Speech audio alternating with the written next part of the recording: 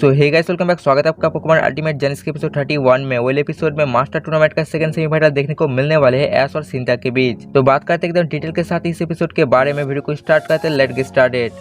तो एपिसोड के शुरुआत में ऐश पूरी तरह से रेडी हो रहा होता है बैटल करने के लिए। उसके बाद हमें ऐश के पोकेमॉन भी देखने को मिलता है। ऐश अपने पोकेमॉन को बोलता है, तुम सब पर मुझे पूरा भरोसा है, ये बैटल हम जीत कर ही रहेंगे। उसके बाद हमें गो भी देखने को मिलता है जो कि इसको गुड लक बोलता है। एंड वहीं पे दूसरी साइड हमें सिंथा देखने को मिलते हैं जो कि दैंत से बात कर रही होती है और दैंत को बोलती है हो सकता है ये मेरे आखिरी बैटल हो, क्योंकि इस बैटल के बाद मैं रिटायरमेंट लेने वाली हूँ। और ये सुनने के बाद दैंत शॉक हो जाती है। और फिर हमें ऐश के मॉम प्रोफेसर रोक और ऐश के सभी पोकेमॉन देखने को मिलता है जो कि ऐश के बैटल टीवी में देखने के लिए पूरी तरह से रेडी थे।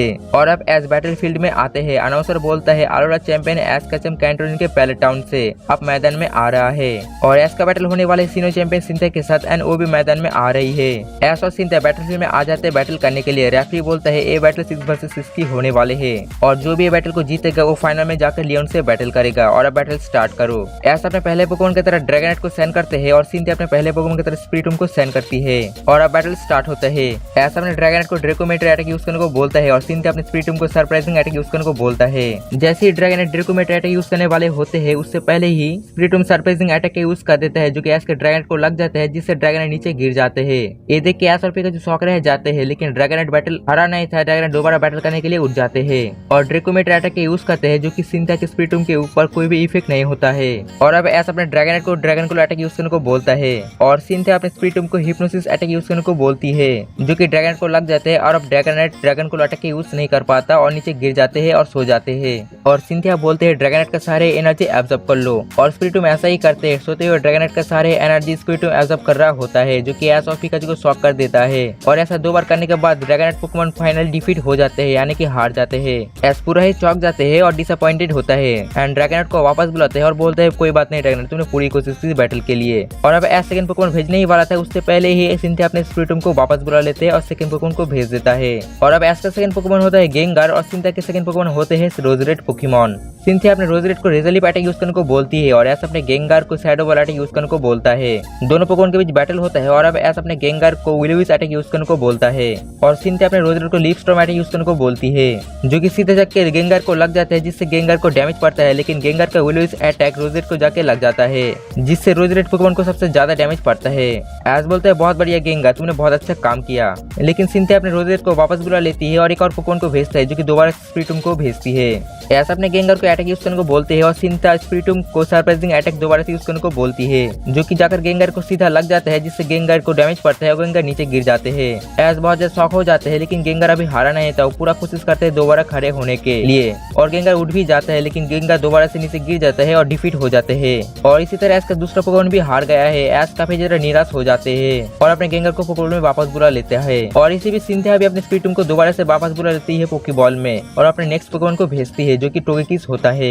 और अब ऐश बोलते हैं रेडी हो पिकाचू, अब मैं तुम्हें चुनता हूँ, जाओ पिकाचू। बैटलफील्ड में इसी तरह पिकाचू आ जाते हैं और अब पिकाचू और टोगेकिस के बीच बैटल होने वाले थे। ऐश अपने पिकाचू को ठंडा अटैक के साथ स्टार्ट करने को बोलते हैं, जिससे पिकाचू ठंडा अटैक यूज कर देता है जो कि सिंथा के टोगेकिस पूरा ही डॉज कर लेता है। लेकिन ऐश के पिकाचू दोबारा से ठंडा अटैक यूज करते हैं, लेकिन सिंथा के टोगेकिस डॉज करते जाते हैं और पिकाचू के पीछे से आते हैं और एरासेलस अटैक यूज कर देता है जो कि पिकाचू को लग जाता है, जिससे पिकाचू को बहुत ज्यादा डैमेज पड़ता है।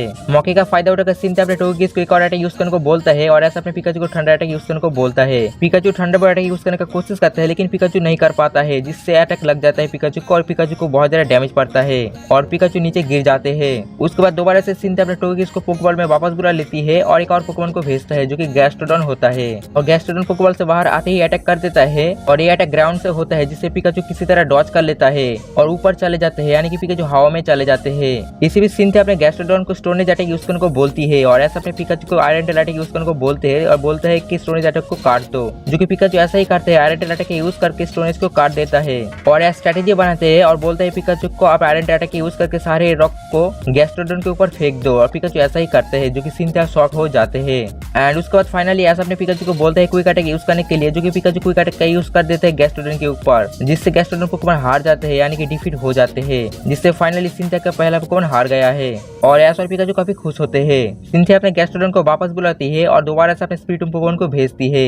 ऐश और पिकाचू फुल जोश में था और अब ऐश पिकाचू की स्ट्रेटेजी यूज करने को बोलता है। ऐश अपने पिकाचू को काउंटर सीट अटैक यूज करने को बोलता है, जो कि पिकाचू ठंडा अटैक यूज करके काउंटर सीट बना देता है। और सिंथा अपने स्पिरिटूम को हिप्नोसिस अटैक यूज करने को बोलती है, जो कि दोनों अटैक टकरा जाता है, लेकिन पिकाचू का काउंटर सिर्फ अटैक ओवर पावर कर देता है, जिससे स्प्लिटूम को लग जाता है, जिससे स्प्लिटूम को बहुत ज्यादा डैमेज पड़ता है। और ये देख के सब लोग शॉक हो जाते हैं और ऐश और पिकाचू भी खुश होते हैं और सिंथा ऐश की स्ट्रेटेजी से इंप्रेस होती है। और अब ऐश पिकाचू को इलेक्ट्रो वाइव अटैक यूज करने को बोलता है, जो कि पिकाचू इलेक्ट्रो वाइव अटैक का यूज कर देता है, जो कि स्प्लिटूम को लग जाता है, लेकिन उससे पहले स्प्लिटूम अटैक कर देता है। और फाइनली अब ऐश अपने पिकाचू को आयरन अटैक यूज करने को बोलते हैं आखिरी मूव की तरह, और पिकाचू आयरन अटैक यूज कर देता है, जिससे स्प्लिटूम पोकेमॉन डिफीट हो जाते हैं, यानी कि हार जाते हैं। लेकिन तभी स्प्लिटूम के अंदर से भी डार्क एनर्जी बाहर आते हैं, जो कि पिकाचू को आकर लग जाते हैं। ऐश को पिकाचू को कुछ भी समझ नहीं आ रहा था कि क्या हो रहा है, लेकिन तभी ऐश के पिकाचू के सारे एनर्जी एब्जॉर्ब कर लेता है और ऐश का पिकाचू डिफीट हो जाते हैं, यानी कि ऐश के पिकाचू भी अब हार गया था। और पिकाचू इसी तरह हार जाते हैं, यानी इसी तरह ऐश के 3 पोकेमॉन हार जाते हैं और ऐश का भी डिसअपॉइंटेड होता है। और इसी के साथ ये एपिसोड खत्म हो जाते हैं और इसका आगे क्या होगा हमें नेक्स्ट एपिसोड में जानने को मिलेगा, एंड वो एपिसोड बहुत ही जल्दी आएगा।